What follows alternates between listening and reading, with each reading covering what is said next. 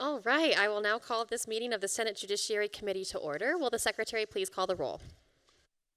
Senator Flores, Present. Senator Orenshaw, Senator Lang, Senator Nguyen, Senator Hansen, Senator Krasner, Senator Ellison, Chair Scheibel. And I am here.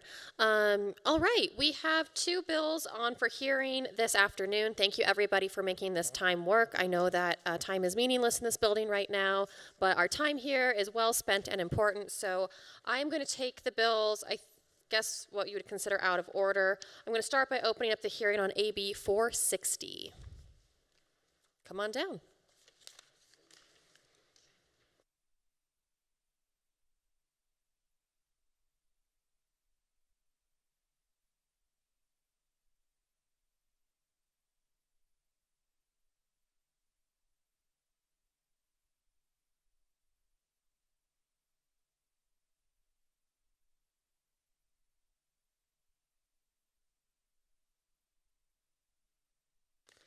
Thank you, Madam Chair, and good afternoon to the members of the Senate Committee on Judiciary. For the record, my name is Fabian Oñate, and I have the pleasure of representing Senate District 10.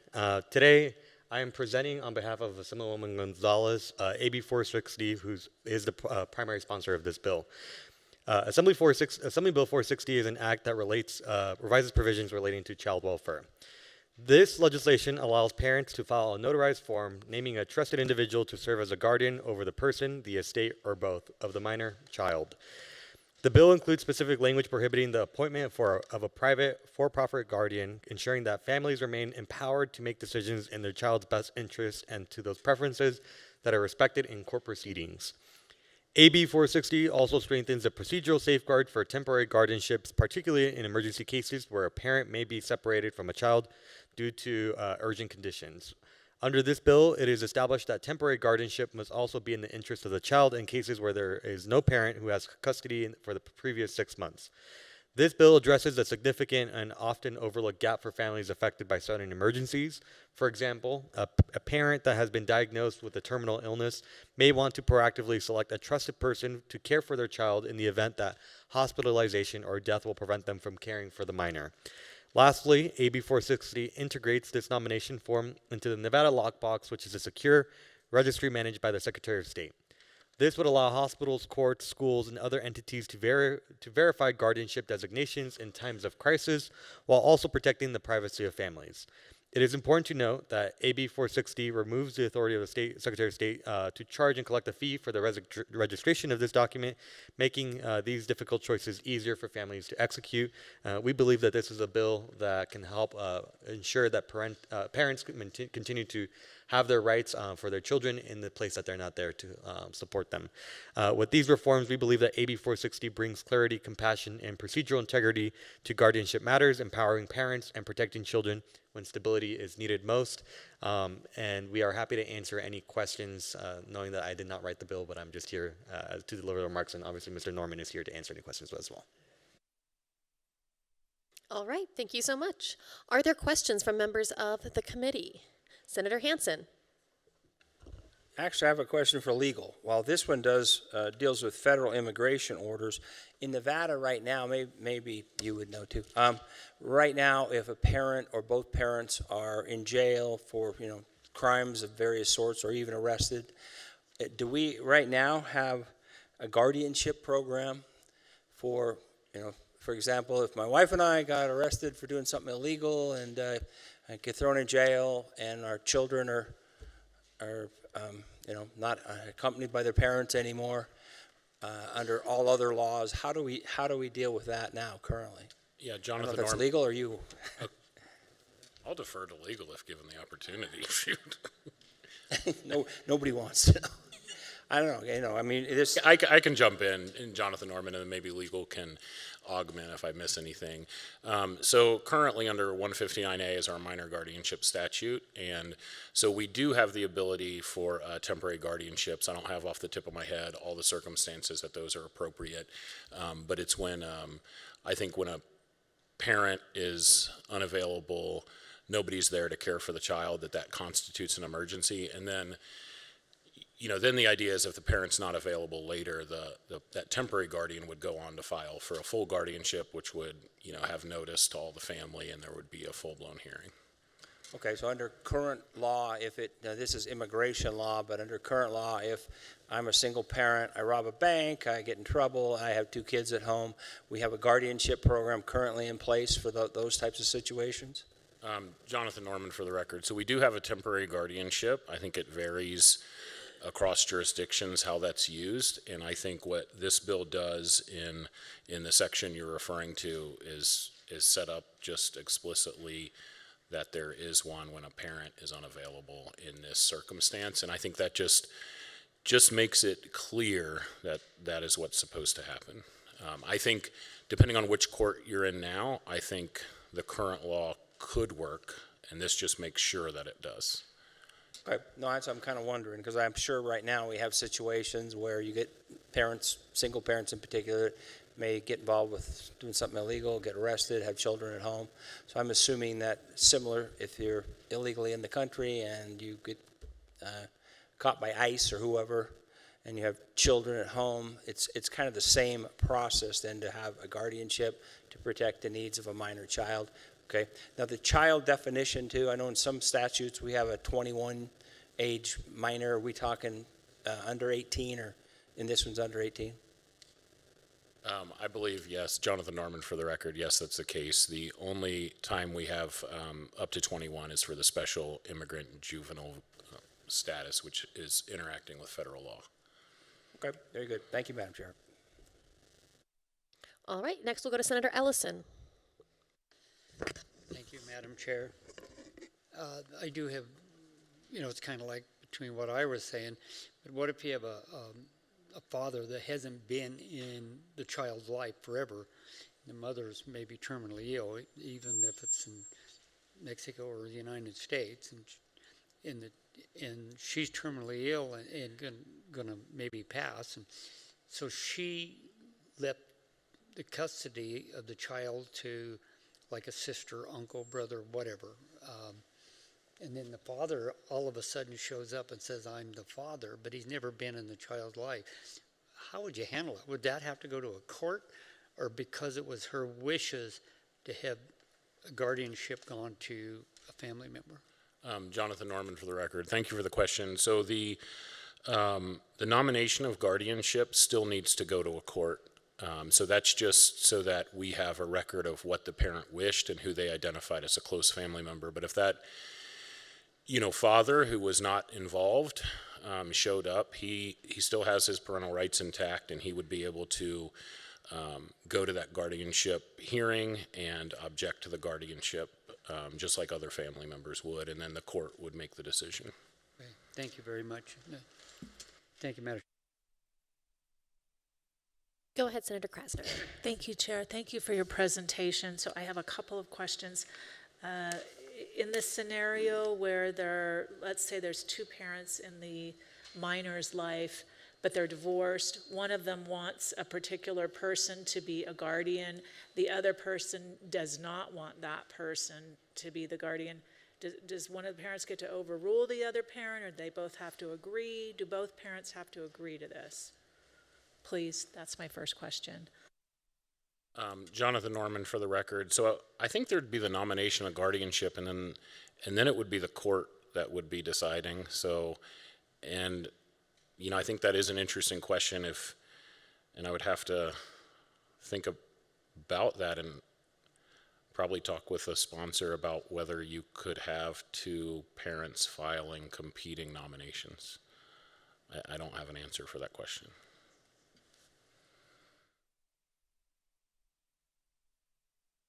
May I have a follow-up, Chair? Thank you. And then in reading the proposed document here that's inside of the bill, there's no end date. So a different scenario where there's only one parent in this situation, they nominate person X to be the guardian. When does it end? How does it end? This person's now the guardian, you come back and you say, okay, I don't need you to be the guardian anymore. I want to end this. Do you have to go to court? How does it end? How long does it last? Thank you. It doesn't say in here, this document ends on such date, or these are the terms and when it would end. Thank you. Jonathan Norman for the record. So in that section, so section 1, subsection 5, so they still have to file a petition for guardianship, and this just is the nomination. So, and then under that in subsection 6, the Secretary of State may adopt any regulations. So a parent would be able to update that nomination of guardianship, but a nomination isn't a guardianship. You still have to go to court, and then it would flow the same way all our minor guardianships do. And so if a parent wants to revoke a guardianship because their whatever condition caused the need has been alleviated, then they would have to file with the court to terminate that guardianship, just like in any other minor guardianship case if the parents are, incarcerated or unavailable for any reason. You're welcome. Thank you. Any other questions from members of the committee? I have just one thing kind of to follow up or clarify. It seems like the most common scenario where parents are already divorced or separated would be if one parent got deported, the other parent would become the guardian, and so then each parent could have their own nomination. So mom could say, if I'm removed from the country, kid goes to dad, and dad could say, if I'm removed from the country, kid goes to mom. Then they could each say, if I'm the last one, I nominate the guardian in my stead, right? Jonathan Norman for the record, thank you. I would hope that if one parent is here and available, they're just the parent, so they don't need to be nominated as a guardian, they're just the parent.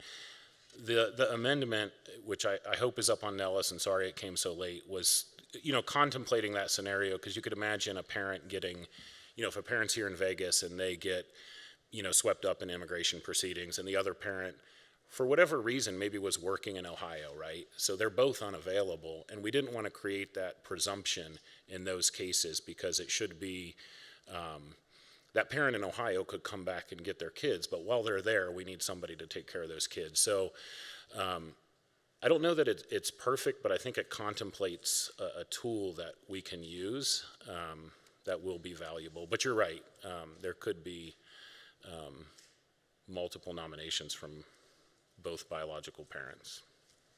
Okay, thank you. I think that does help clarify. Unless there are any other questions. All right, we appreciate your presentation and answering our questions. We'll go to testimony in support of AB 460, starting in person in Carson City and Las Vegas. Anybody wishing to give support testimony on AB 460 is invited forward to do so now. And go ahead here in Carson City. Good afternoon, Chair Scheibel and members of the committee. Jeff Rogan, Jeffrogan, on behalf of Clark County, and we are in support of this bill and urge its passage. Thank you very much. Thank you. I don't see anybody else coming forward for in-person support testimony, so we'll go to the phones, please, for support on AB 460. If you would like to testify in support of AB 460, please press star 9 to take your place in the queue.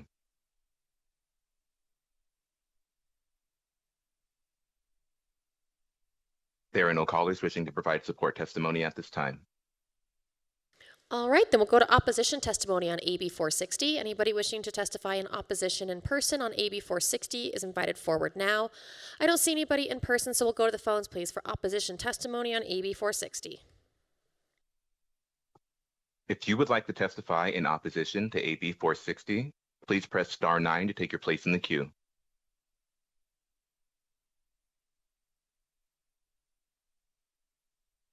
There are no callers wishing to provide opposition testimony at this time. All right, then we'll move to neutral. Anybody wishing to testify in neutral here in person in Carson City or Las Vegas? I don't see anybody coming forward, so we'll go to the phones for neutral testimony on AB 460.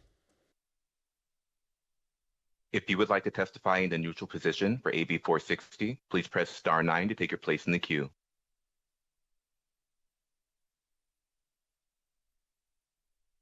There are no callers wishing to provide neutral testimony at this time. All right, then that brings us to the conclusion of testimony. I don't think our presenters have any closing remarks after all of that, voluminous testimony in all positions. We again thank you for being here. I will now close the hearing on AB 460.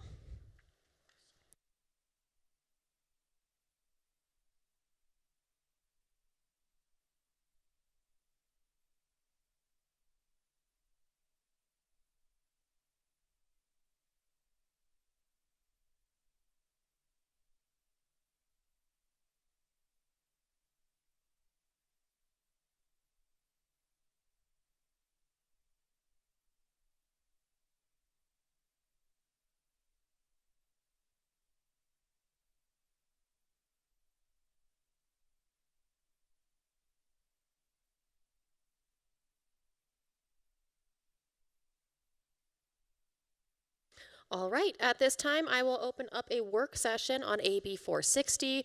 We just heard the bill. You had your chance to ask questions. I would accept a motion to amend and do pass. We have a motion from Vice Chair Flores. We have a second from Senator Wynn. Any discussion on the motion? Senator Hansen.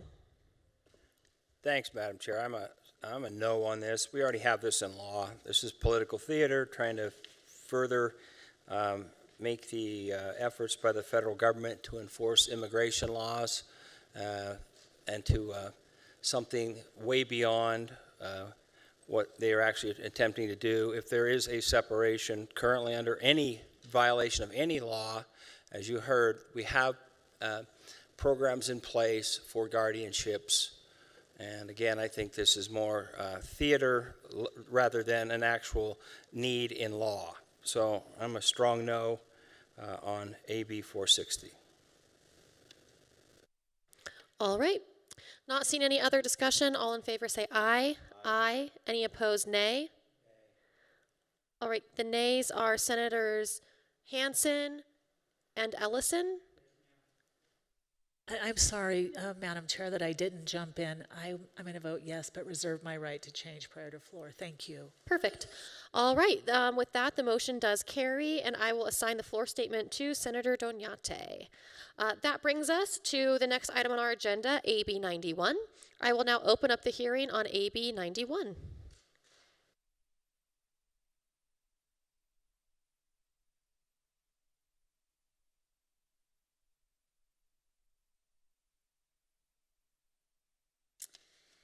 Good afternoon, Chair and members of the committee. My name is Erica Roth, and I'm proud to represent Assembly District 24 in Washoe County.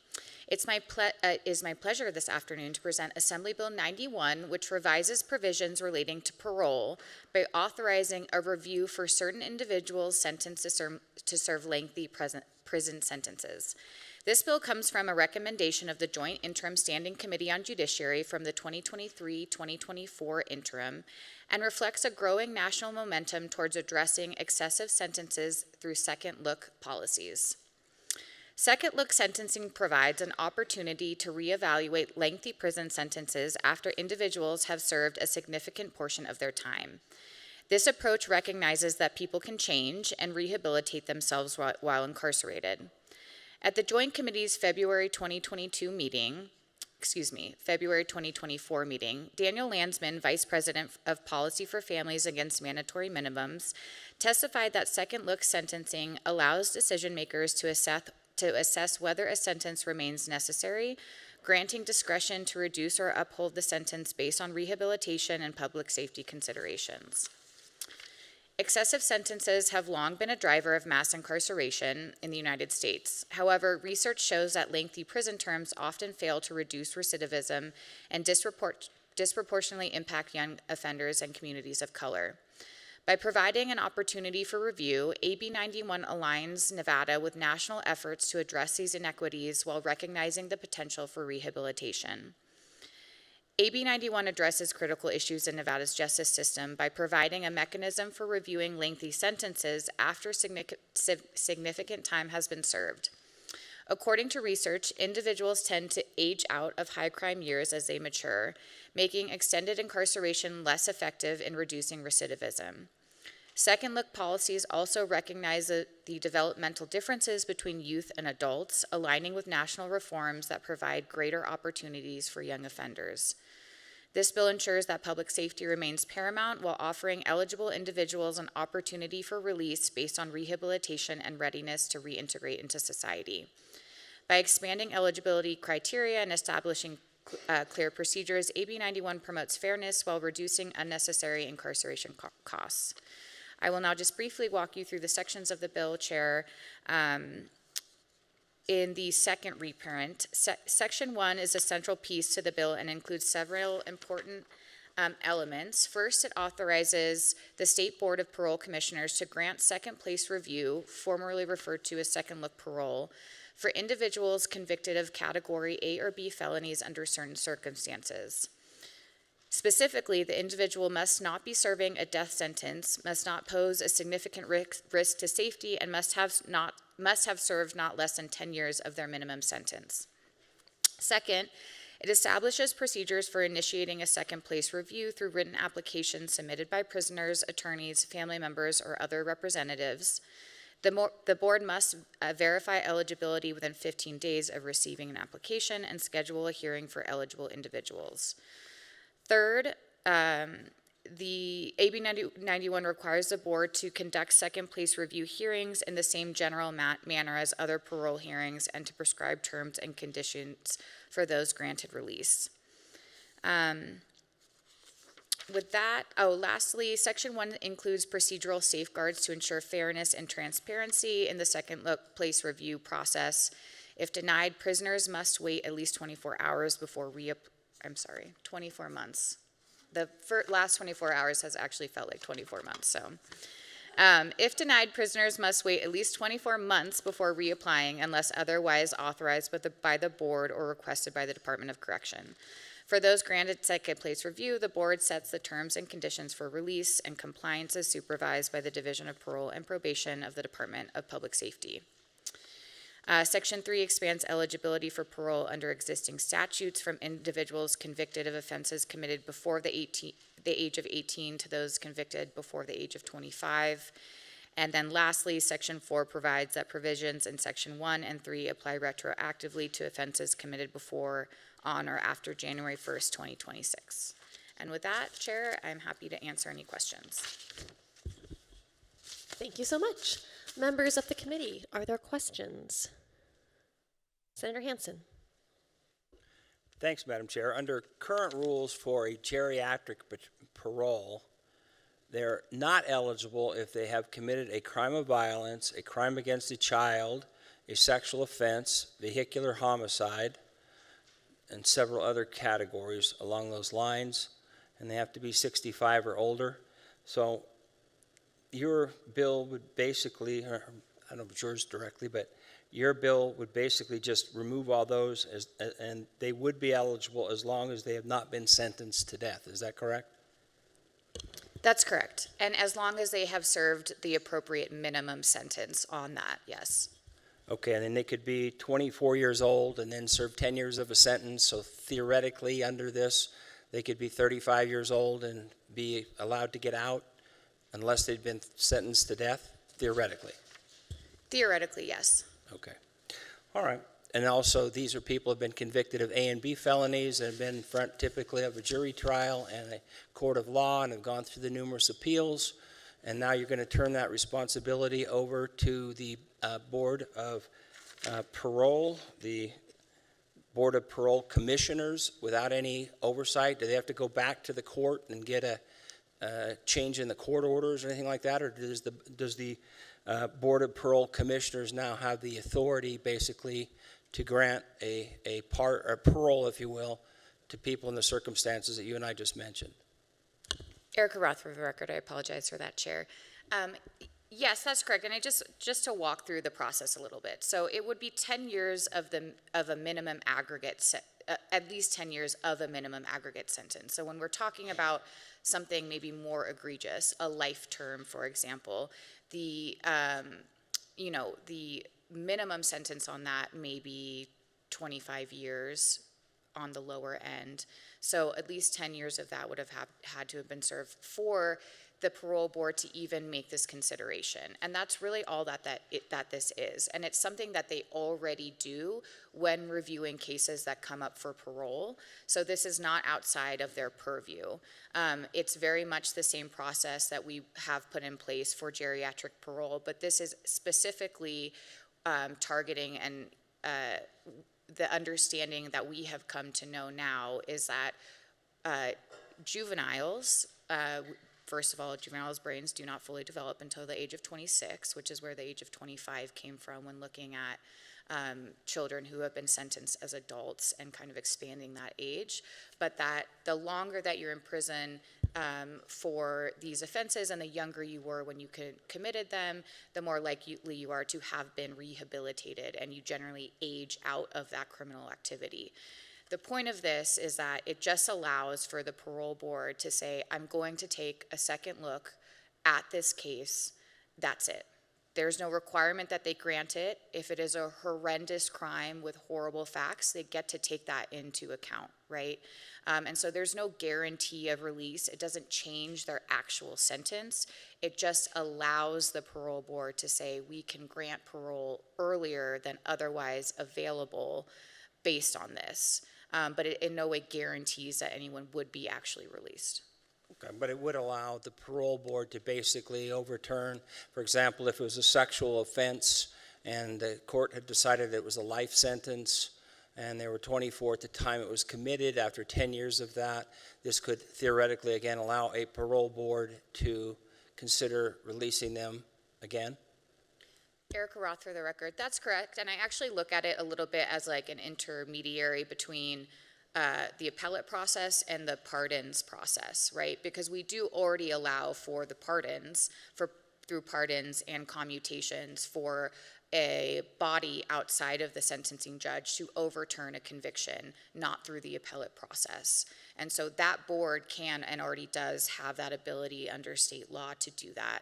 This would allow the parole board not to overturn a sentence, but to say that that minimum number that they're serving, we're going to allow them to serve parole instead of being incarcerated. Okay, but the conditions that you mentioned earlier, the age, the development of the mind, all those sorts of things, those are typically taken into consideration by a court and a jury and undoubtedly a public defender or a defense attorney at the time of both the trial and then at the time of the sentencing.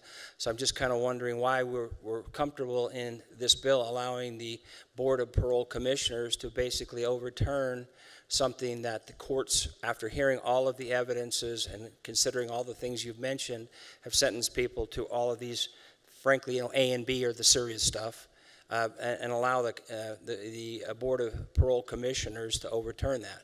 Because the other thing is, since it's just the Board of Parole Commissioners that can do this, and they are appointed, I think, mainly by the governor, if I remember, then if you have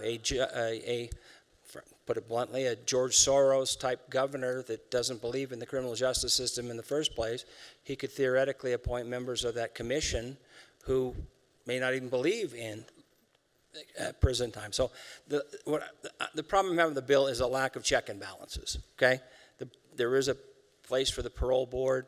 There's also, though, a reason that we have a series of steps in a criminal justice system, including your initial trial, the jury trial, appeals, all those sorts of things. And after going through that extensive process, then these people get their sentence and they're supposed to complete those things.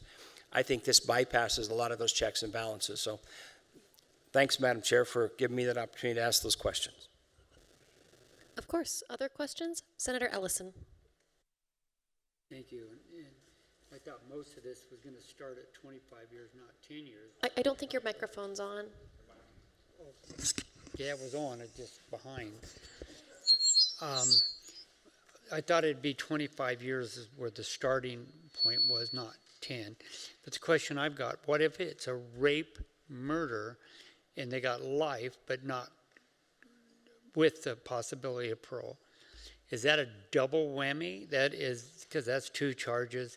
But if somebody's raping a woman and then murders her, I mean, they could still qualify under this bill in 10 years to see if they can get out?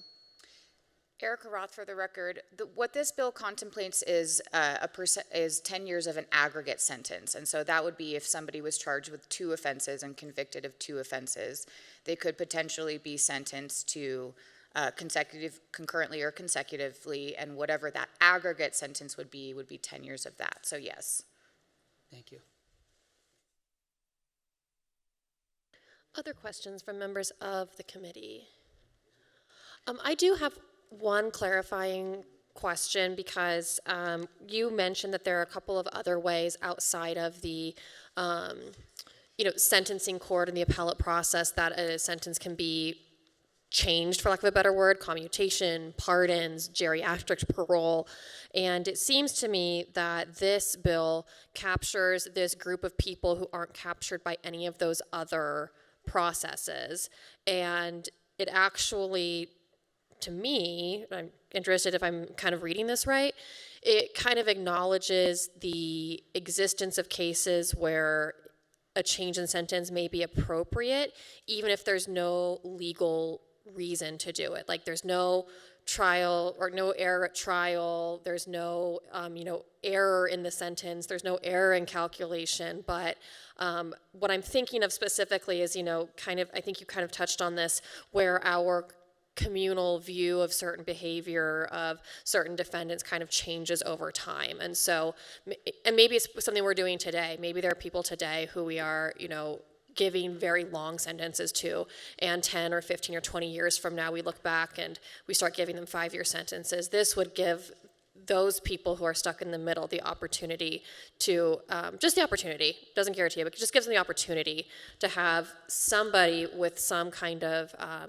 expertise in this area to take a second look at second look at their case, second look at who they are, and if it seems like it's in the interest of justice at that time to reduce the time they spend incarcerated, they would have that ability that they absolutely lack today. There is no pathway today. Is that accurate? Erica Roth, for the record, and thank you for that question. That's correct, and I'll take the question kind of in 2 parts. So first, you are correct that this is already an existing post-conviction avenue that exists. We already do this with geriatric parole. We already allow a body outside of the sentencing judge to overturn a sentence or to change that sentence through the pardon and commutation process. We already allow the Board of Parole Commissioners to change the minimum sentence and allow parole eligibility for geriatrics. And so this just contemplates that same process that already exists in Nevada law for a different population. So that's part of it. And then the other piece of it, just the policy piece of this, which I think is really important and what you're getting at, is that we have changed how we view what we think are appropriate sentences over time. And we have changed how we have approached rehabilitation and criminalization over time. So I think a really good example of this is, let's say you were convicted in the 70s of trafficking in marijuana, and you had a very large quantity of marijuana, and you were ultimately sentenced to life in prison because of the amount of product that you were engaging with. That we now recognize, right, that is not something, as time has passed, as we have changed our opinions about it, that's not somebody that somebody should be serving their life in prison for. Now that there are other more egregious crimes that are also considered in this statute, and I don't think that we should just brush over that. People do commit heinous crimes when they are young, and we have also recognized that those children who commit those crimes do have the ability to rehabilitate, and that at some point being incarcerated no longer serves a public policy interest. It does not take out victims from this process. They are still given all of the rights that they have under Marcy's law and respected. It just simply allows the parole board to take a second look at the specific facts of a case that may warrant the changing of a sentence. Thank you. And then one other thing I wanted to clarify is that the standard that the board is supposed to consider, it looks like, looking at subsection H of subsection 7 of section 1, is down at the bottom. It's like line 43 of page 3. this includes, I mean, in half a page, a lot of different factors to consider, and then the standard that the board applies is whether it would be to the prisoner's benefit and not dangerous to society or the prisoner. And so that sounds to me like a fairly, that sounds like it has some latitude to it. And so I want to make sure I'm understanding correctly that when a person goes in front of the parole board on their second look hearing, the parole board really has a lot of discretion to look at, okay, you were 20 or you were 30 when you committed these crimes. It was your first offense or it was your 10th offense. They're able to look at, here's what you've been doing since you've been incarcerated. And the bill does not read to me very prescriptively. It reads to me like the parole board could say, look, it might have been your first offense, you might have been young, and you've been doing well in prison, but we don't have to let you out. There's just not extraordinary circumstances here, so we're not going to. And on the other side of the same coin, they could look at somebody and say, wow, you've already served 15 years. You were only 20 when you were convicted. In that time, you have grown so much. You've become, you're getting recommendations from the corrections officers in your unit. You've finished school. You have a job waiting for you on the outside. All of these things are in order. And we think that you should be granted this form of grace. And so the board has the discretion to make either of those decisions in either direction. Is that right? Erica Roth, for the record, that's correct. And, it just allows the board to take in, these kind of extraordinary circumstances and review a case on a case-by-case basis. I practice in front of the parole board. I can tell you that I know there's a lot of cases that wouldn't be granted this, right? But I also know that there are cases that exist out there that really deserve to have this, just somebody take a second look at this case after an amount of time has passed to see if it is appropriate and they have behaved and rehabilitated and done everything that was available to them while incarcerated and shown that they have, engaged in that rehabilitative process and see if they are eligible or should be, potentially released. Thank you. I think those are all of my questions. I don't see any other questions from the members of the committee, so we very much appreciate you being here to present and answering all of our questions. At this time, we will move into testimony in support of AB 91. We will start here in person in Carson City.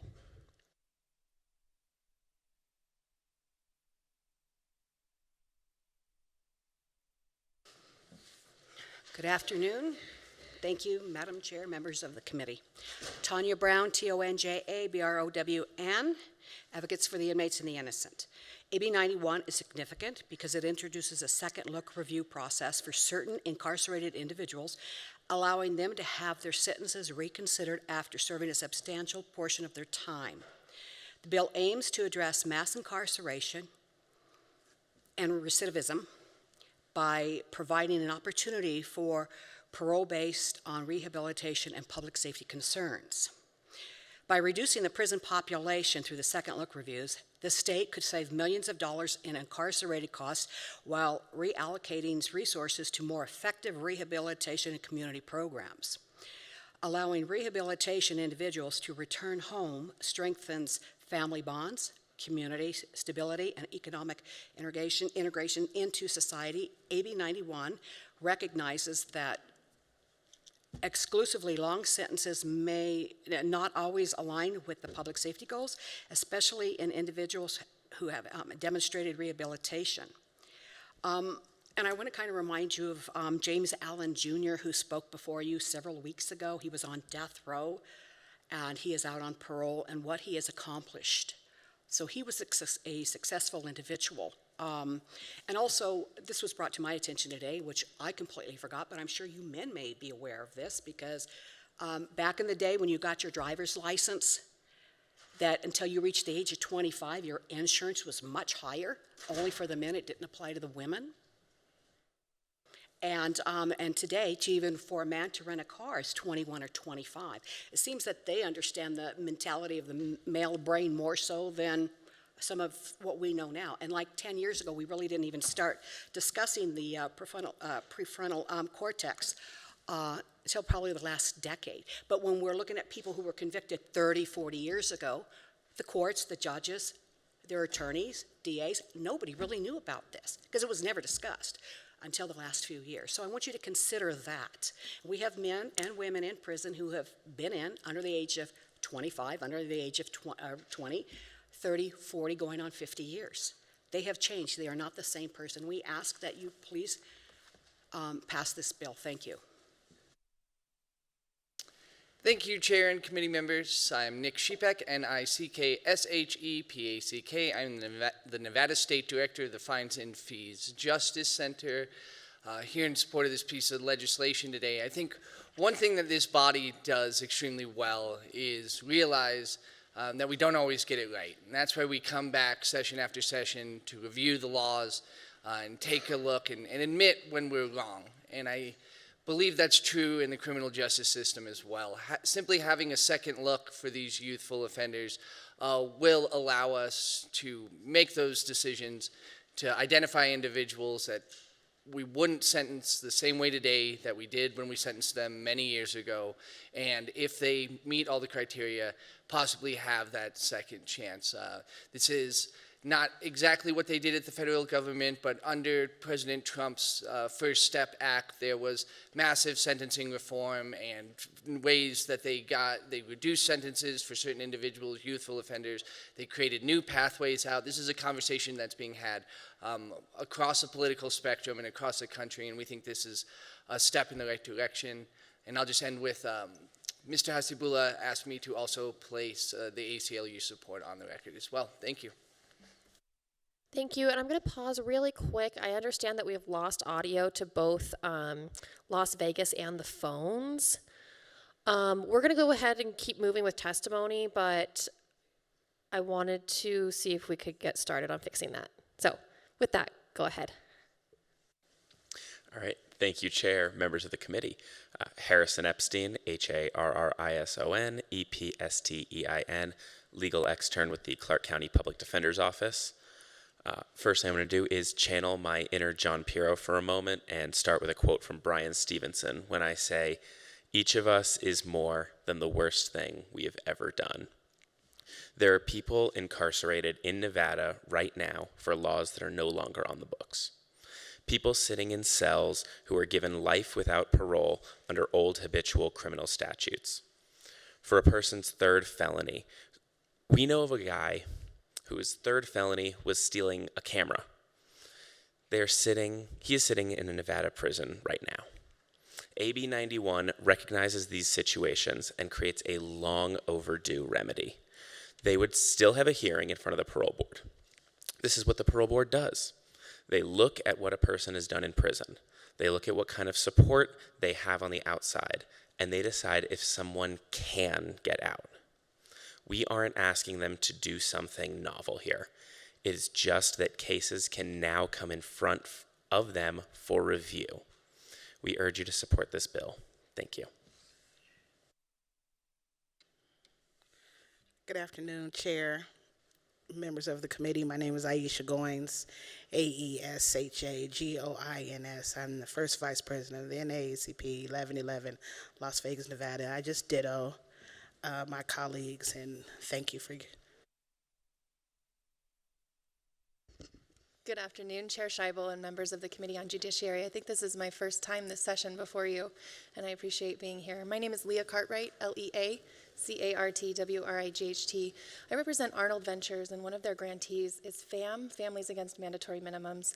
They are also in support of this measure. I will ditto what my colleagues before me have said. Most of what was in my written testimony has already been stated. I would like to add, Senator Hansen, I struggle with the first covenant of my personal faith every day, the inherent dignity and worth of every individual human being. That is hard to contemplate when we're thinking about the incarcerated population, and I understand your concern about the potential for folks to be released who have committed heinous crimes. But at the same time, I and many of my colleagues believe that every individual has the ability to be rehabilitated and come out stronger on the other side. And this is another avenue. And I think the more eyes we have on justice cases, the better outcomes we'll have. It's the same process we see here in the legislative building. The more eyes we have on the policy, the better the policy comes out. So let's get some additional eyes on these folks, on these cases, and see if these long sentences are indeed serving the interests of justice, or if it's just costing the state money and breaking families. Again, FAM.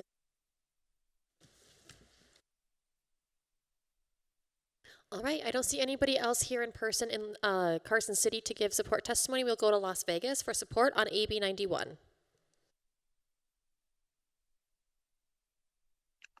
Hopefully you can hear me. Greetings, Chair Seibel. We can and hear the you. Honorable Committee. Okay, thank you. My name is Jagada Chambers, Jagada-Chambers. I'm just testifying in complete support of the bill. I just want to highlight for this brilliant committee just the difference in that look versus that second chance. Me as a person living in my second chance now, even hearing the testimony today just really piqued my reality. I was on spring break and the judge that sentenced me said I did everything in my power to take someone's life. And I know by the grace of God that a buddy of mine that I was partying with didn't die. The toughest part that I'm living in now after being home 20 years is making it make sense to my 14-year-old, right? What did his father do to end up in that scenario? So getting a second look should be effortless for everybody. What was going on in sentencing 30, 40 years ago, we know has changed now.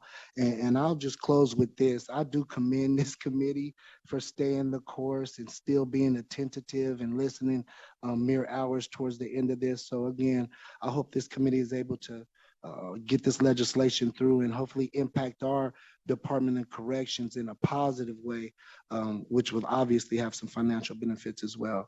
Thank you so much, committee, for allowing me a testimony. Thank you so much. I don't see anybody else coming forward to give in-person support testimony, so we'll go to the phones, please, for support on AB 91.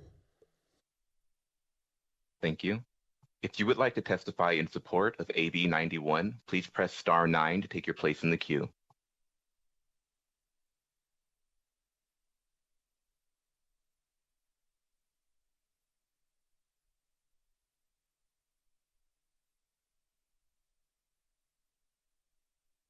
Hello, can you hear me? It's a little loud where I'm at.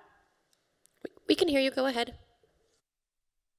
Okay, thank you. Good afternoon. My name is Yesenia Moya, Yesenia Moya.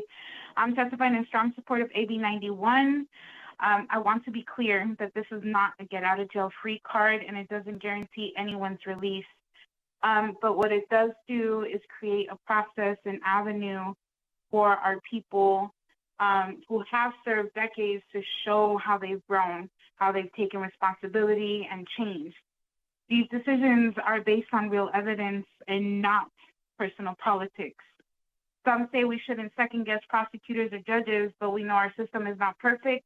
It has been shaped by decades of harsh sentencing and racial bias. Even conservatives now acknowledge many of those sentences were unjust, and people evolve and our laws must too. Fears around re-traumatizing survivors are real, and as such, this bill has included the voices from families who've been impacted by violence. Healing and justice are not a one-size-fits-all. This bill creates a path that centers truth, dignity, and restoration without erasing harm. People are not disposable, and locking someone away forever without the possibility of redemption is not safety. It's punishment without purpose. AB 91 is about fairness, accountability, and hope, and I hope that this committee votes yes, and I encourage you wholeheartedly. Thank you.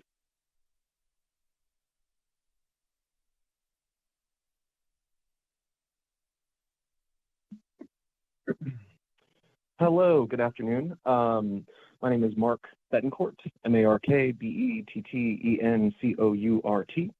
I'm the Executive Director with the Nevada Coalition Against the Death Penalty, and I am here today in unabashed support of AB 91. And on a personal note, as the son of two formerly incarcerated parents, I am overjoyed to see this bill today. First, I want to thank all the stakeholders, advocates, experts, and legislators' hard work that went into getting this bill to where it is today. This is the type of data-backed policy that reinforces the inherent and irrefutable dignity of every person. And it is exactly the type of legislation we should be seeing from this body. AB 91 recognizes that people change, that we are all more than the worst thing we may have done, a snap decision made out of desperation. Let us embark on this frontier with AB 91. Let us provide an opportunity for people to come back to their communities better and make them better in turn. We all agree we want our loved ones safe and our communities free of crime. This bill makes that a more achievable reality.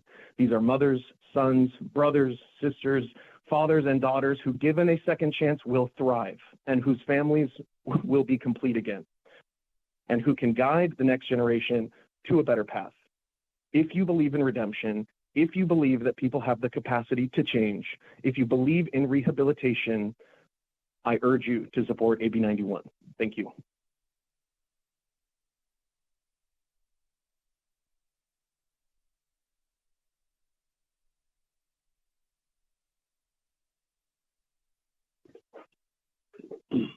Hello?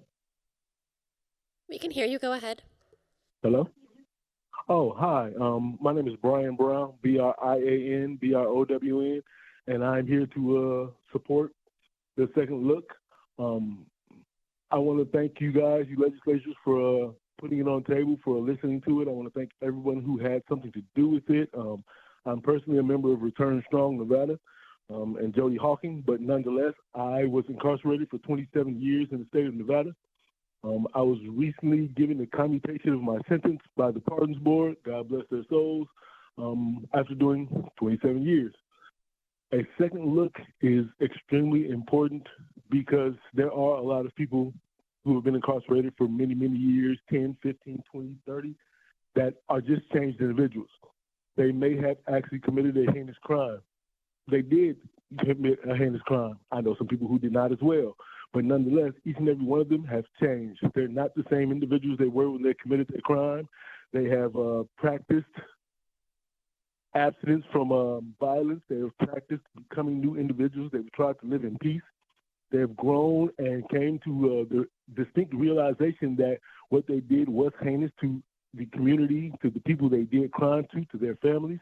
And almost everyone that I'm speaking of is extremely sorry. And they just hope, if possible, that they can get the opportunity. This bill would give them that opportunity. It would give them the opportunity to go before the Pardons Board to tell them how sorry they are about what happened and possibly receive a release. I currently live in Milwaukee, Wisconsin. I've been out of prison for 2 years. I have a job. I have my own house. I have my own car. I take care of my great aunt and got the opportunity recently to see her on her 89th birthday. And it's been a true blessing. It's been a blessing for my family.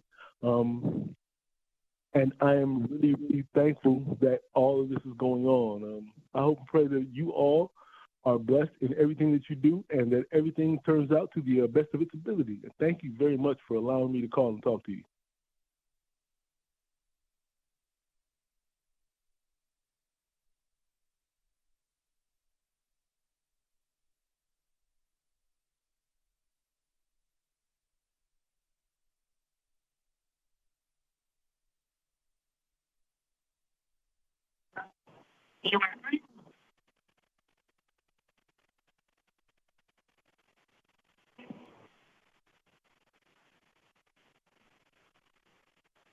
Do we have someone on the line?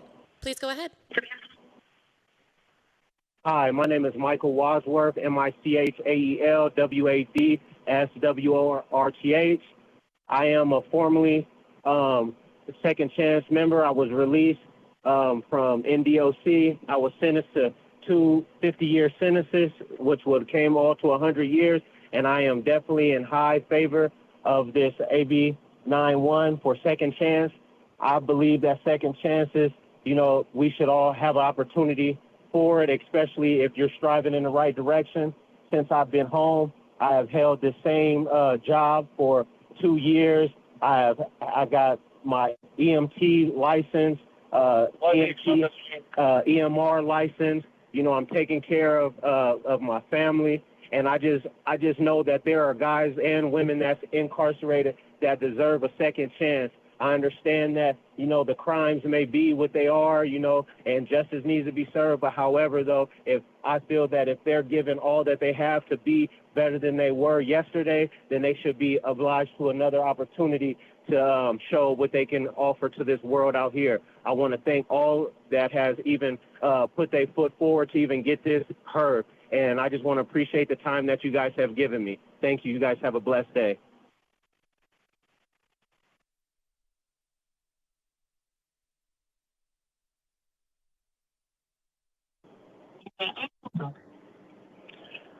Good afternoon. My name is Leslie Turner, LESLIETURNER.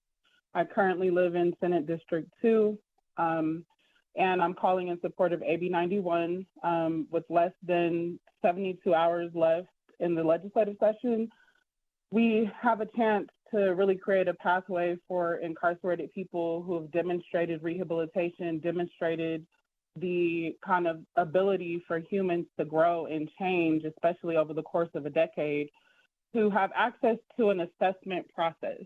It's not an automatic release. It is an assessment process where we can see, or the parole board can see, if these folks are able to re-enter society and contribute to the world and contribute to the community. I also, people pretty much already said what needed to be said, but I wanted to also just name that this isn't a left versus right thing. Across the country, this has actually been a bipartisan initiative. We just saw earlier this week, President Trump, he gave clemency to 26 people who he felt deserved a second chance, who were doing life sentences. One person had been in prison since 1973. So again, this is something that everyone across the board has understood, that second chances it's just a part of the American culture. And I think that Nevada should really get on board with that. There's also California, Oregon, Illinois, Washington, D.C. They've all successfully implemented statewide second look legislation.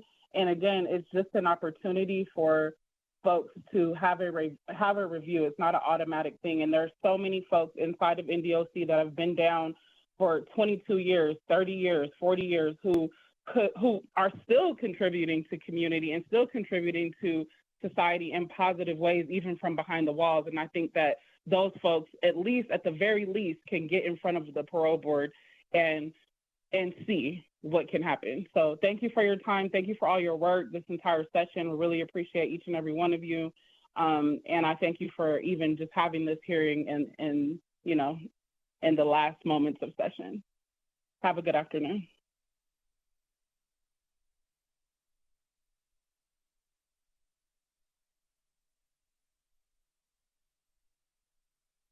Good afternoon, Chair Scheibel and members of the Senate Judiciary Committee. For the record, my name is Quentin Savoy. That's Quentin. Last name is Savoy. S like Sam, A like Apple, V like Victor, WOIR. I'm calling in support to, I'm sorry, I represent the members and the branch of the Las Vegas NAACP 1111. Plus one on many of the sentiments that have already been expressed, and want to applaud all the stakeholders involved who have had the courage to take up this very difficult measure and have the difficult conversation. Echoing the sentiments of my colleagues before, this is just an opportunity for review and not a given. And I know we've all made mistakes in our lives, some more egregious than others. This opportunity, this piece of legislation allows us to see the full human and give them a second review so that they can have a chance of having a life and contributing to society. Now more than ever, we need functional, productive members of society that want to build community and help us take care of each other. So I applaud us for getting this far, and I urge your support. Thank you so much.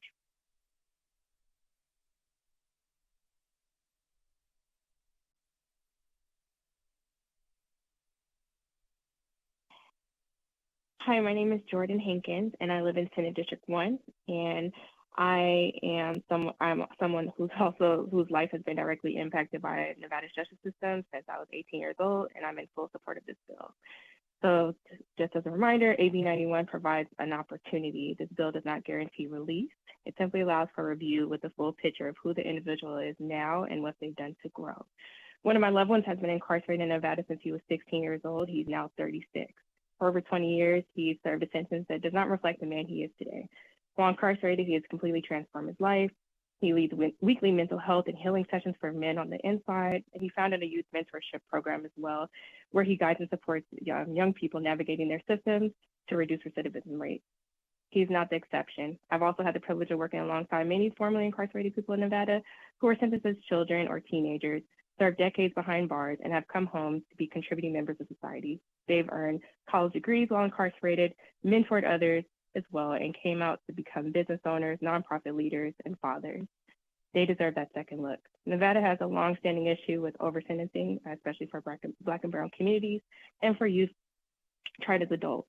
We know that incarceration does not deter crime, and crime is more strongly tied to poverty, housing insecurities, lack of education, and a limited access to health care. So AB 91 is a measured, evidence-based, and a humane response to a system that too often prioritizes punishment over possibility. I urge you to pass this bill, not just for my loved one, but for every Nevadan who has earned the right to be seen for who they become. Thank you.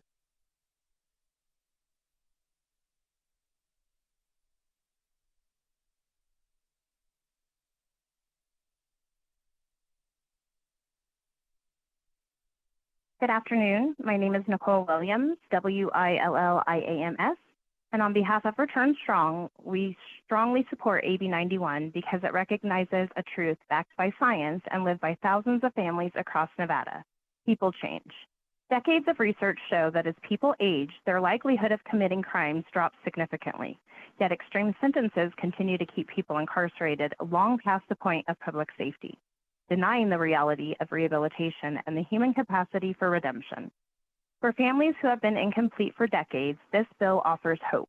It creates a pathway to take a second look at long sentences and consider the full person someone has become, not just the choices they made in the past. AB 91 offers the possibility to reunite families and restore communities. We urge this committee to pass the bill.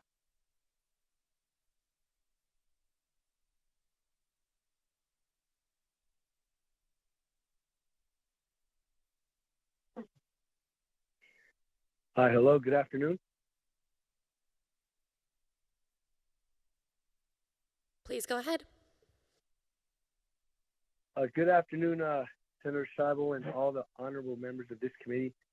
My name is Frank Macias. I am with Return Strong, and I am in full, strong support of AB 91. I spent close to 18 years in the Nevada Department of Corrections. I'm going to echo Nicole Williams' testimony. I think within the first 7 to 10 years, I began to have that spark and change in my life where I started to really fully understand what it was for a possible second chance. I think that speaks highly for all individuals in there that have no light at the end of the tunnel. It's a 7 to 10 year mark. I've done in-depth research, and that's when the change begins to happen for people who are incarcerated. Now, granted, there is a vetting process, and a lot of people do have to still cross that threshold. This is what AB 91 clearly outlines. There's a clear vetting process, but I say that to say this. Because of that change in me, I then got out. I started pushing myself while I was incarcerated to earn my paralegal certification. I then got out, and by God's good grace, I found an extraordinary job at an extraordinary law firm. I didn't stop there. That change within me had started long ago. I then began working for Return Strong as a policy advocate, and now I'm also working for a construction company part-time as a payroll. This is an extraordinary change that I have gone through, and I met several individuals in there who don't have that opportunity, who have 2 lives without, 4 lives without. And these individuals committed their crimes when they were 16, 17, 18 years old, clearly in an adolescent mindset at that stage. But I can tell you this, those men now that I've gotten to know them, sat there, those men are completely changed. There is no incentive for them, no hope. This bill provides that light at the end of the tunnel. They've already gone through that metamorphosis and change within themselves to become good members. I know a dozen, if this bill were to pass, would absolutely be a positive change and an exceptional addition to the community. Because all they do in there now is just work, educate themselves in a positive direction. They wouldn't even hurt a fly. But because of their sentences, they can never be given that second chance. AB 91 clearly, positively demonstrates the value of giving individuals that second chance. And with that, honorable members of this committee, I wish to thank all of you for your time. I'm in full support of AB 91, and I'm representing Return Strong. Thank you so much, all of you, for all your hard work.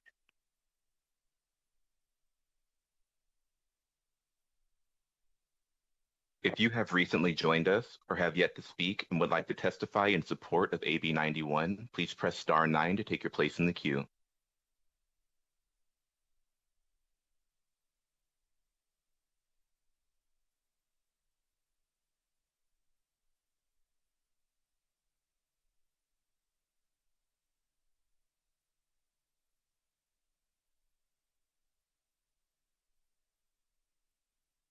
Caller with the last 3 digits 556, please press star 6 to unmute yourself and you may begin. Good afternoon, Anne Marie Grant, advocate for the inmates and the innocent, calling in support of AB 91. AB 91 doesn't guarantee release. It simply gives the parole board the option to consider whether continued incarceration still serves a purpose. AB 91 reflects a justice system that values accountability but also recognizes growth and rehabilitation. Many people in prison work hard to turn their lives around, and this bill encourages that effort and gives hope to those who are truly ready to rejoin society.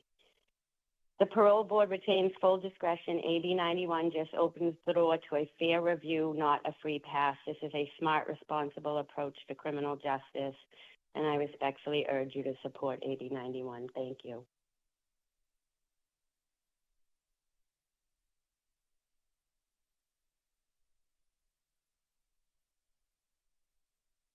Hi, my name is Andy Rios, last name RIOS.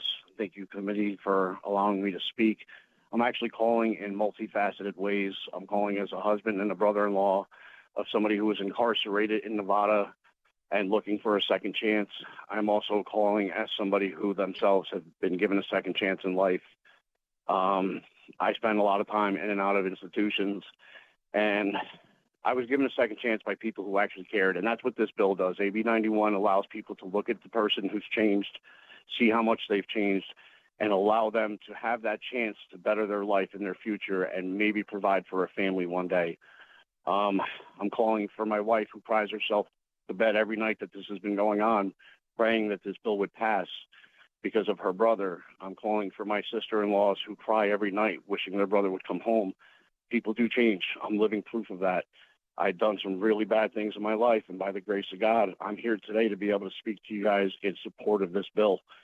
And I hope that you guys would look at this bill and understand it doesn't give a free pass like the previous speaker said. It does give the person an opportunity to have their case examined. So with that being said, I appreciate your guys' time. Thank you so much for all of your attention to this.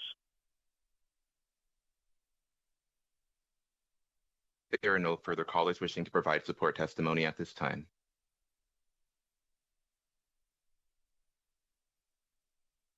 All right, we'll go to opposition testimony, starting in person here in Carson City. Please go ahead.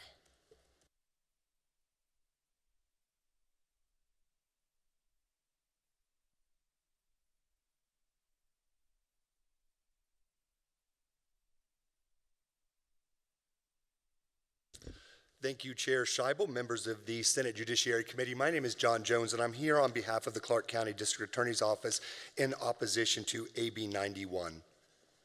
And Chair, our main opposition to AB 91, quite frankly, is that it destroys truth in sentencing in the state of Nevada. I want to first talk about life without the possibility of parole. Currently, there's only a few crimes in which life without the possibility of parole is a possible punishment. We're talking about first-degree murder, first-degree kidnapping, lewdness with a minor with a previous conviction, a crime involving a weapon of mass destruction, or an act of terrorism. They can all be punished by life in prison. And only a judge or a jury of citizens of our state can sit in judgment, considering the facts, the defendant's background, and determine that this person should spend the rest of their life in prison. It's not an easy decision, I understand that. But the victim or the victim's family are given that assurance in open court. The community hears that this person is put in prison for the rest of their life, and under current law, DAs can look at the victim and the victim's family and say, this person was sentenced to life without, and that means they will never get out. But if AB 91 passes, life without the possibility of parole would no longer exist in the state of Nevada. Life without the possibility of parole would no longer exist in the state of Nevada. AB 91 repeals life without the possibility of parole without actually repealing it in statute. Under the guise of giving offenders a second look, this bill blows a truck-sized hole in our penalty statutes, and not just those who receive life without parole. The minimum penalty right now for first-degree murder in the state of Nevada is 20 years in prison. The minimum penalty for sexual assault of a child is 35 years in prison. The minimum penalty for child abuse resulting in death is 15 years. But if AB 91 passes, those are no longer the minimum penalties. The new minimum penalty will be 10 years. The minimum penalty for murder would be cut in half. Sex assault of a child would be reduced by 70% or thereabouts. The minimum penalty for child abuse resulting in death would be cut by 30%. Additionally, we're also concerned about the power this second look review gives the parole board. And with all due respect to the parole board, I have a great deal of respect for Chair DeRico, but they are an unelected body. And giving an unelected body the unchecked power to undo the judgment of an elected judge or a jury, or even for the parole board to say that an elected judge imposed a sentence that was inconsistent with the policy or state laws, is inconsistent with how the parole board was actually intended to function. Further, AB 91 does not specifically authorize the parole board to consider the offense that the perpetrator committed beyond what the victim has to say, or even to consider the proportionality between the offense and the amount of time that the defendant has served. You can find that in Section 7. You will find neither of those things listed except for the potential catch-all. There are no provisions for the state to appeal an incorrect parole or actions inconsistent with the law. At its heart, AB 91 destroys truth in sentencing, and not just for future victims. What breaks my heart, and what was not talked about at all in the presentation of this bill, is those victims who have been told that the person who murdered their family member or sexually assaulted their child would remain in prison for the rest of their life. Those same people would now receive parole hearing notifications in the mail. Life without would remain a legal sentence in Nevada, but it would be completely untrue. With that, I would like to turn it over to my colleague, Ms. Noble, and afterwards, Chair, we will remain for questions. Good afternoon, Chair Scheibel, Vice Chair Flores. Jennifer Noble, on behalf of the Nevada District Attorneys Association, testifying in opposition to AB 91. This bill creates unprecedented parole eligibility for our most serious offenders. Under Section 1, Sub 1, A through E, in addition to the offender, 4 separate classes of people may file a petition seeking this review. 4 separate people who never sat through the trial, never saw the crime scene photos, and never witnessed a child victim's tears. After 10 years have been served, the sole requirement to get a release hearing is pretty vague. How do we decide that a person who's been in a highly controlled environment like a prison is no longer a danger? The opportunities to commit certain types of crimes there are either non-existent or very few. Lawful sentences under this bill may be second-guessed every 2 years, each time a new petition can be filed under this bill, Section 1, Sub 11. Section 1, sub 7 directs the parole board to consider factors at these hearings. Glaringly absent from that list of factors are the facts and circumstances of the crime. Those facts matter. To ensure that victims will be heard as required by our Constitution, they must be notified about these hearings and decide whether to participate. Think about the parent, sister, being the parent, sister, brother, somebody in the family that gets that phone call every 2 years. The person who sexually assaulted your child is having another parole hearing. In Nevada, offenders can challenge the reasonableness of their sentence and the validity of their conviction in several ways. Options include a direct appeal to the Nevada Supreme Court, a motion to modify sentence, a motion to correct an illegal sentence, a post-conviction petition for writ of habeas corpus, and appeal from those petitions, and also petitions for genetic marker testing and to establish factual innocence. I'm going to give you 2 examples of how this bill would function in the context of a Category A felony. These are real Nevada cases, real victims. Example 1 is William Alfaro. Alfaro was convicted of 7 counts on a sexual assault on a child under 14 and 1 count of lewdness with a minor under 14. He repeatedly sexually abused and assaulted, humiliated a 9-year-old girl I'll call Eva. His aggregate sentence right now is 265 years to life. Under this bill, he becomes eligible for parole in 10 years. The second and last example is Avriana Enoch. Ms. Enoch killed her 5-year-old stepdaughter, Callie, confining that little girl to a dog crate, and she starved her to death. And she weighed 16 pounds when she died, and she put the body in a duffel bag, stashed it in a storage unit. She was convicted of and sentenced to an aggregate term of 36 years to life. Under this bill, she'd be eligible for parole after 10 years. At some point, criminal cases must come to an end, and Nevada's victims deserve some semblance of peace. With that, Chair Scheibel, if the members of the committee have any questions, we're more than happy to answer them. All right. Do the members have questions? Oh, I'll start with Senator Ellison. I know when somebody's arrested, they look at all the charges, right? And they build them up, and then sometimes they use them for bargaining chips.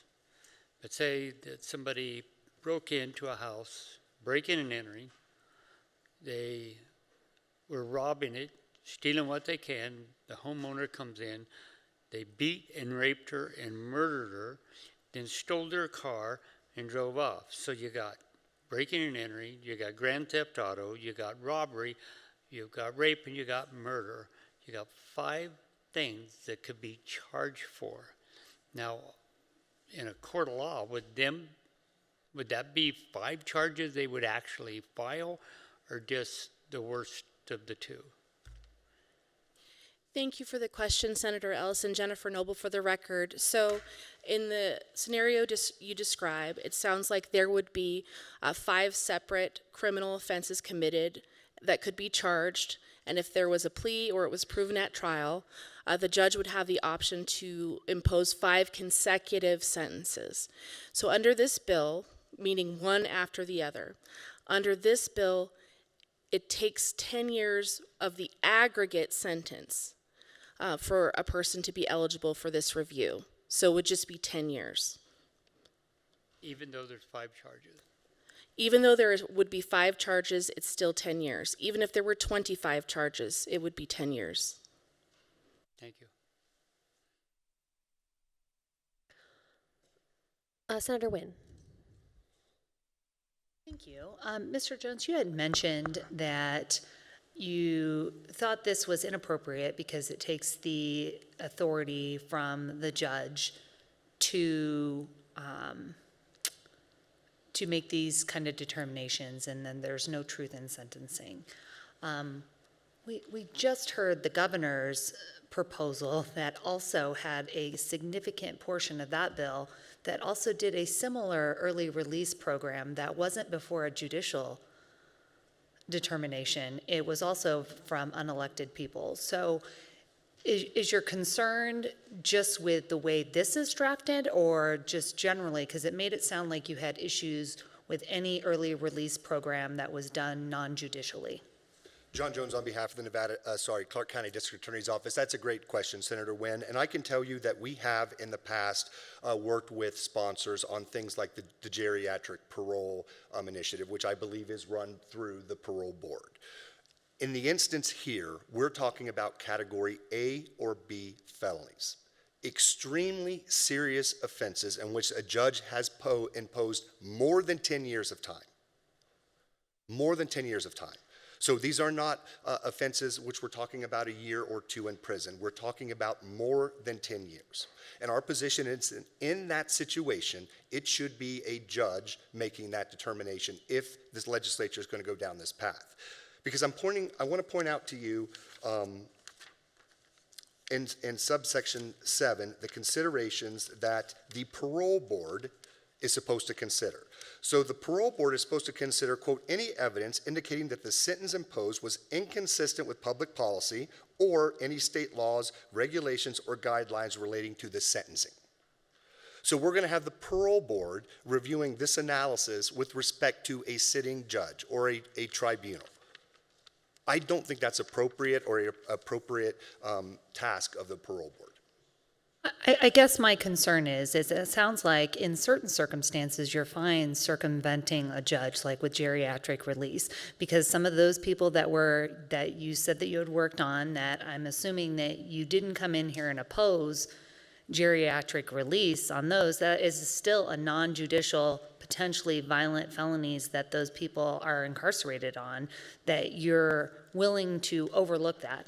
I also know that there's a ton of other felonies that are non-violent. Yes, there are like terrible, for the most part, I will say that most category B and category A felonies, especially A felonies, are those like worst of the worst, but securities fraud is still a category B felony.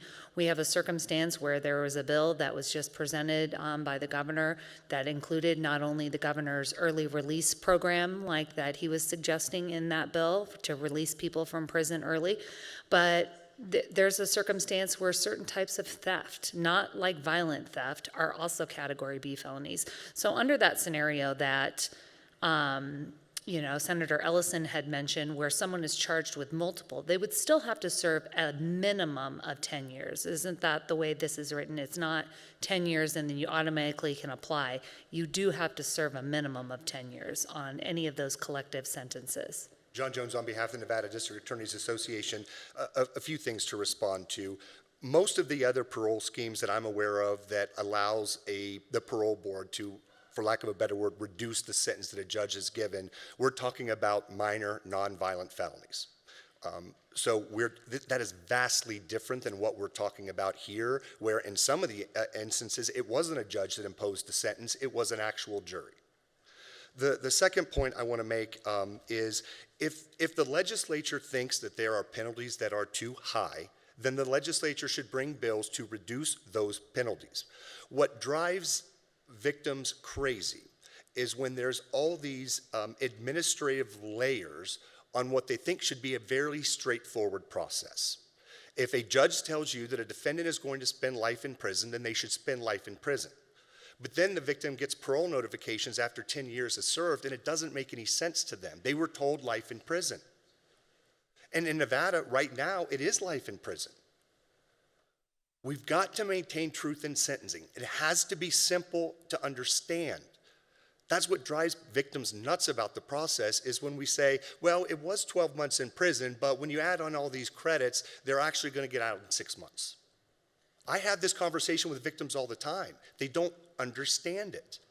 And we have been here at the legislature saying for years, truth in sentencing matters. If you want to lower penalties, but make it so a victim can understand it, and quite frankly, a defendant can understand it. Oh, what do you say to those circumstances where you have things where, like, public policy now dictates, for example, whether or not you agree with this or not, recreational marijuana is lawful, it is regulated, it is a predominant like business that also funds our educational system in a certain like aspects, and it has become like a legitimate business industry. And it was less than 10 years ago that possession of that same drug could land you in a life sentence. And I think we had individuals that were serving like significant sentences, mostly women, for marijuana charges. So I guess I just have issues with that. And as far as the truth in sentencing, I think if you were to talk to anyone with the way sentences stand now, if you had to explain to someone, oh, it's a sentence of 1 to 10 years, but the bottom number can't be higher than the top number by 40%, no one's going to understand what that means anyway. So our truth in sentencing is kind of a fallacy anyway, because it's not clear anyway the way it is right now. But I appreciate your testimony today and answering my questions. Jennifer Noble for the record. Senator, when you raised an interesting point, and I believe the chair commented about this as well, what about classes of crimes that we might view in 2025 one way, and in the future, in 2055, we might see it differently? And I think that that's a legitimate concern to have, but our focus during our testimony and our gravest concern with this bill are the Category A felonies, and I really hope that in the future, our social view of child sexual assault and murder haven't changed so much that we want to reduce the sentences like this could potentially do. I doubt that it will.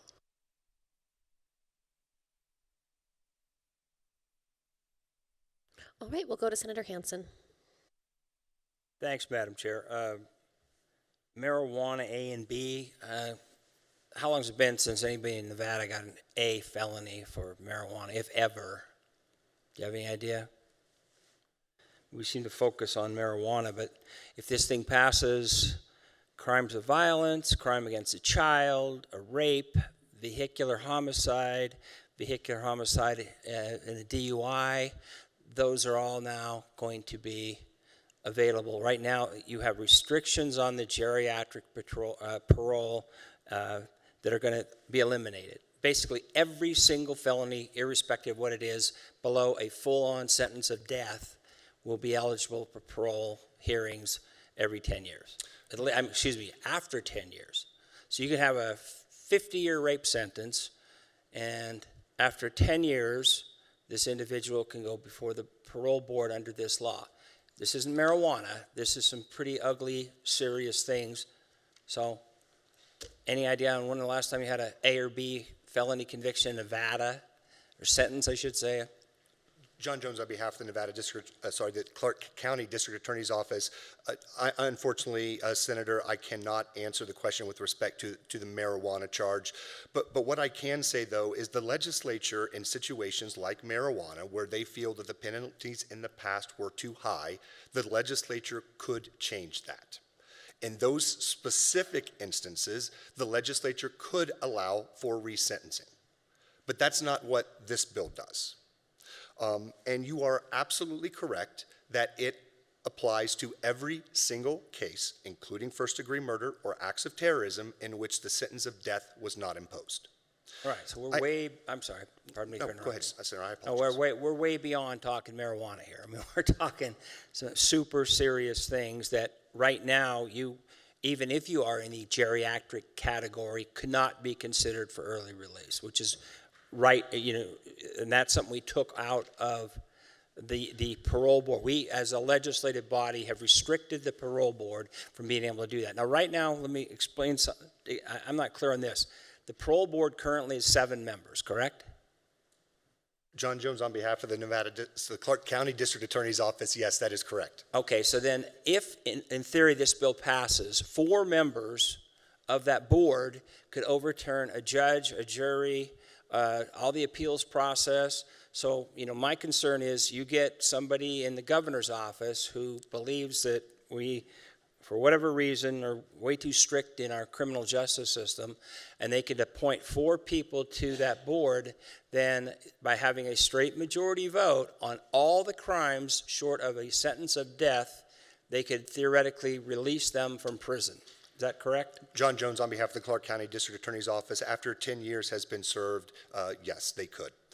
And Senator, I want to point out that, as I said, subsection 7 of Section 1 outlines what the board particularly is to consider when they're thinking about whether or not to grant a petition for review. I'd encourage you to look at subsection 7 and compare that to NRS 213.1099, sub 2. The consideration that the parole board is supposed to engage in determining whether or not somebody is supposed to get regular parole.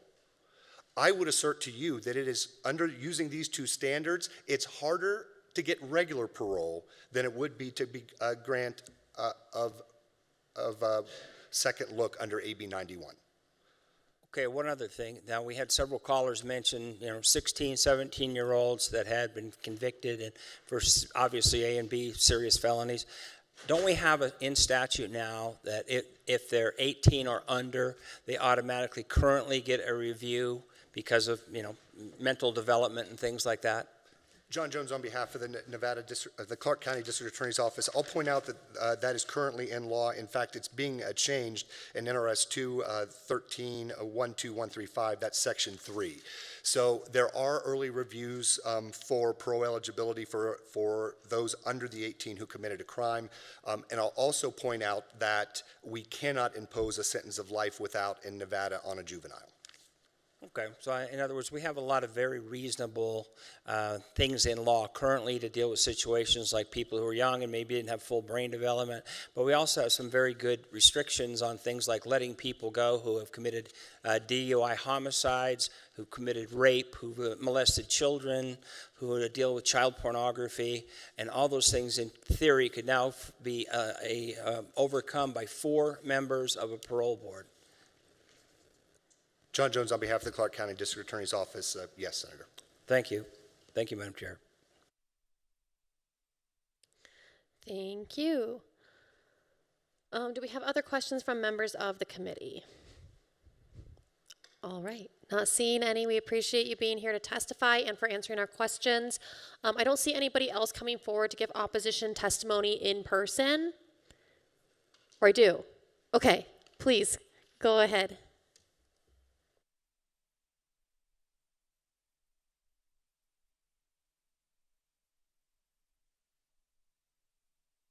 Good afternoon, members of the chair and members of the committee. My name is Josh Martinez with Las Vegas Metropolitan Police Department. I'd just like to echo the concerns that the DA folks voiced and were on opposition to AB 91. Thank you. Thank you, Chair. Members of the committee, for the record, Mike Cathcart representing the City of Henderson. We are opposed to AB 91, and we are in agreement with the comments from the Nevada District Attorneys Association and the other previous speakers. Thank you.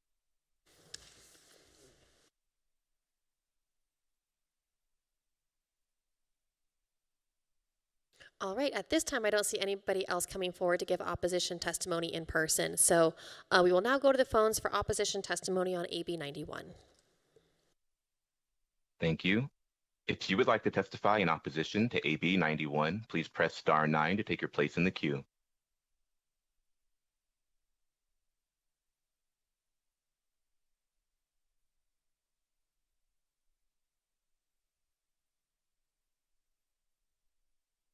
Hello, my name is Susan McNeely, McNeely. I am a victim advocate, and I will read a letter from one of my clients who wishes to remain anonymous.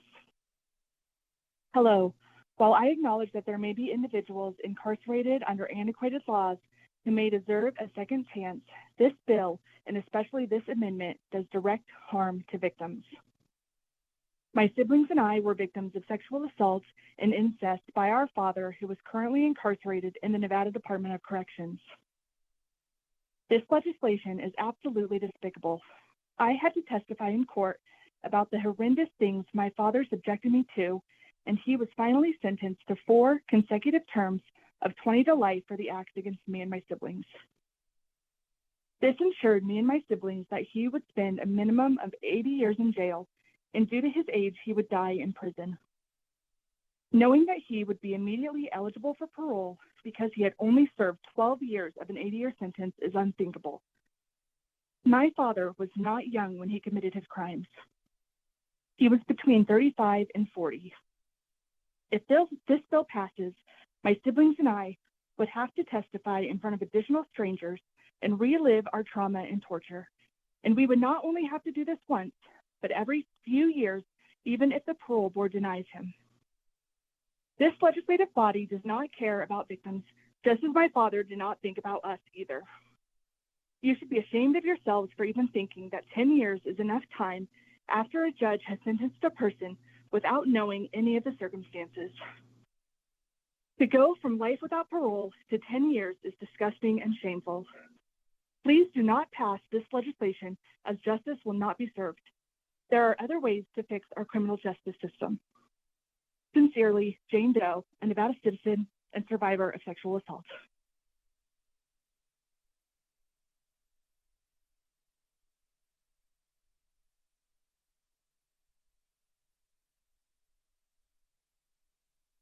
Good afternoon, Chair Scheibels and members of the committee. For the record, Mary Sarah Kinner with the Washoe County Sheriff's Office, and also today on behalf of the Nevada Sheriffs and Chiefs Association.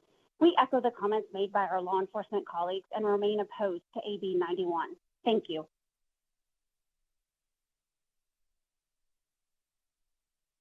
There are no further callers wishing to provide opposition testimony at this time. Okay. I think that takes us to neutral testimony. Anybody wishing to testify in neutral, in person, is invited forward now.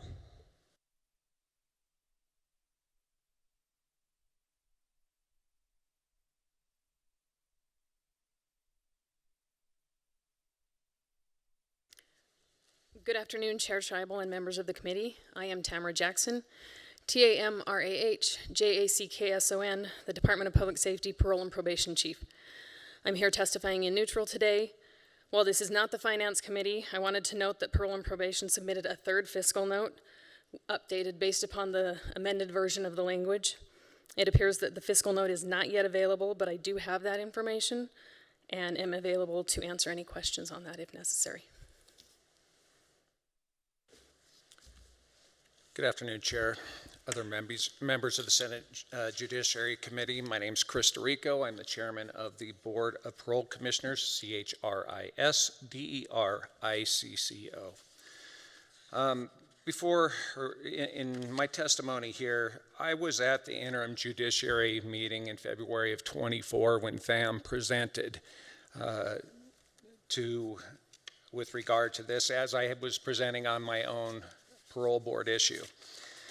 And according to their testimony and what they provided at that, and what is on the website that you can pull, it said in there that the state of Nevada, why Nevada should consider to have second look sentencing. And in there it says, quote, in their report submitted, evidence supports the idea that Nevada should give judges the opportunity to revisit old lengthy sentences.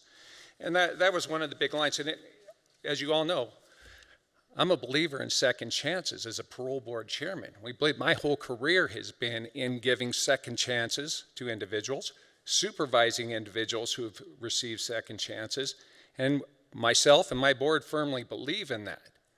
And this bill, I think some of the things that I just need to point out as written, the section 3 of the bill does talk about the minors looking to change that age from under 18 to under 25. That's already on the books right now of under 18. So anyone 25 and under would potentially be seen after, according to the language, 15 years, or after 20 years if they only took the life of one person. But section 1 of this bill changed I'm not quite sure if it overrides that, because it says 10 years for all on class A and B felons. Section 1 does not have anything to do with age. It's for everybody. And so with that, we can certainly hear these cases if this body so chooses to have us review that. But I can tell you we will be the most powerful parole board in all of the United States if we have this authority. Thank you. Thank you. I don't see any questions. We do appreciate you being here to testify this afternoon. We'll go now to the phones for neutral testimony on AB 91. If you would like to testify in the neutral position for AB 91, please press star 9 to take your place in the queue.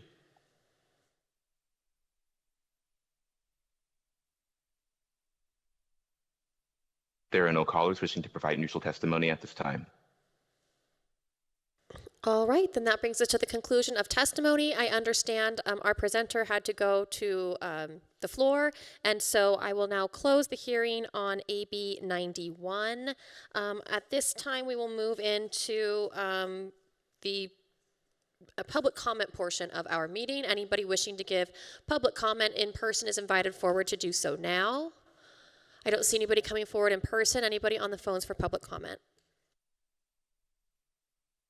If you would like to provide public comment today, please press star 9 to take your place in the queue.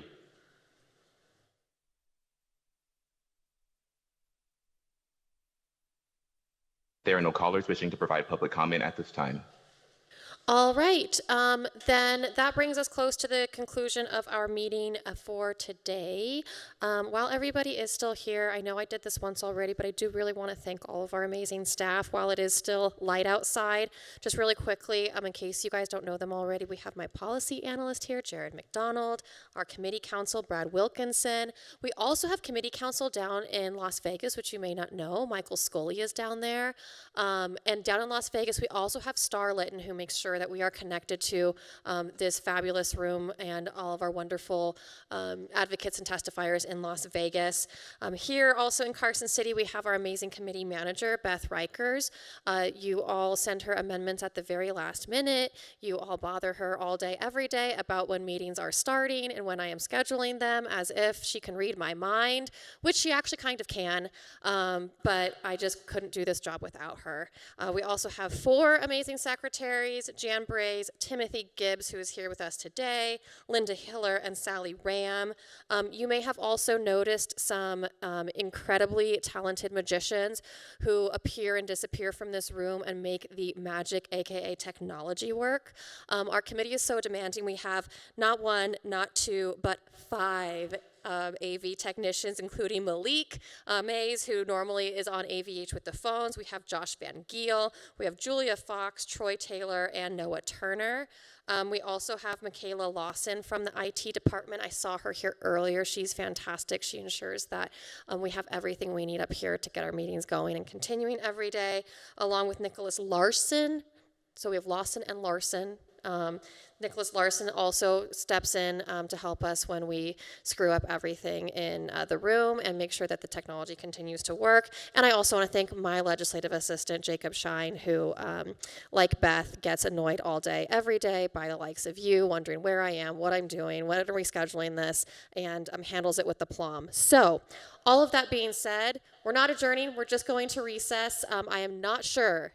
Before you go and ask Jake and Beth, I am not sure if we will be meeting again this afternoon. We will do our very best to keep you apprised. As you know, there are a lot of policy things still moving around through this building, and so until we have more information, we will stand in recess.